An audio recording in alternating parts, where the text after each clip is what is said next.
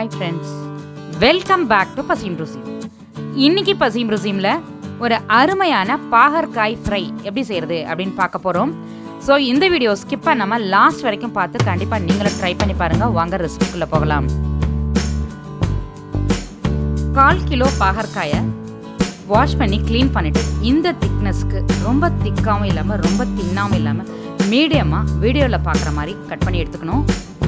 இது கூட 1 spoon plain மிளகாய்த்தூள், 1 ஸ்பூன் கரம் மசாலா, 1/4 ஸ்பூன் மஞ்சள்தூள், 1 ஸ்பூன் இஞ்சி பூண்டு விழுது, தேவையான அளவு உப்பு, 3 ஸ்பூன் கடலை மாவு, 1/2 ஸ்பூன் அரிசி மாவு, 5 அல்லது 6 டிராப்ஸ் லெமன், இது எல்லாமே சேர்த்து ஜென்டிலாக மிக்ஸ் பண்ணி விட்டுக்கணும்.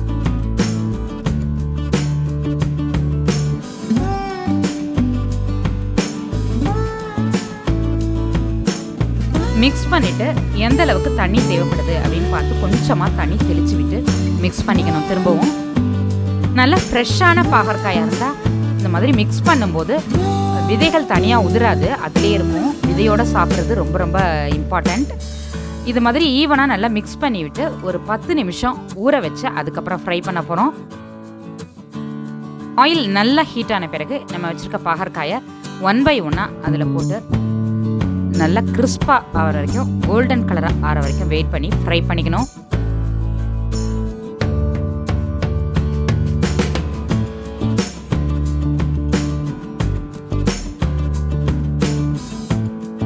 இந்த பாகற்காய் ஃப்ரையில் நம்ம லெமன்லாம் சேர்க்கறதுனால நல்லா காரசாரமாக புளிப்புத்தன்மையாக அந்த பாகற்காயோட கசப்பே தெரியாமல் இருக்கும். ஸோ கிட்ஸு கூட விரும்பி சாப்பிடுவாங்க.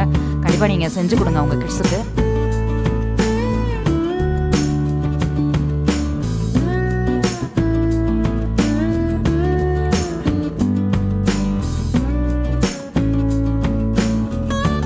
சூப்பரான காரசாரமான பாகற்காய் ஃப்ரை ரெடி. கண்டிப்பாக நீங்களும் ட்ரை பண்ணி பாருங்கள்.